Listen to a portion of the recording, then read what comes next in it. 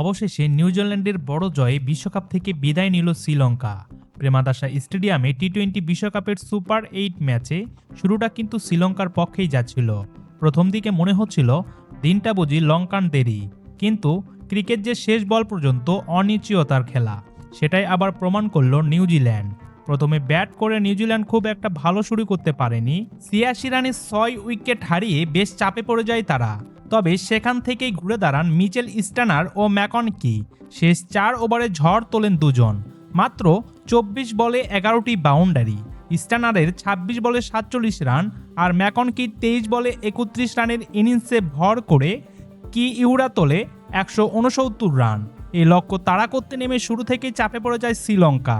নিয়মিত বিরতিতে উইকেট হারাতে থাকে তারা। নিউজিল্যান্ডের স্পিনার রাচিন রবীন্দ্র ৪ ওভারে ৪ উইকেট নিয়ে ম্যাচের নিয়ন্ত্রণ পুরো নিজের হাতে তুলে নেন। সঙ্গে ম্যাট হেনরির দারুণ স্পেল। শেষ পর্যন্ত ২০ ওভার খেলেও শ্রীলঙ্কা করতে পারে মাত্র ১০৭ রান। ৬১ রানের বড় হারে ঘরের মাঠেই বিশ্বকাপ থেকে বিদায় নিতে হয় তাদের। এদিকে ২ ম্যাচে ৩ পয়েন্ট নিয়ে সেমিফাইনালে দৌড়ে বেশ শক্ত অবস্থানে নিউজিল্যান্ড।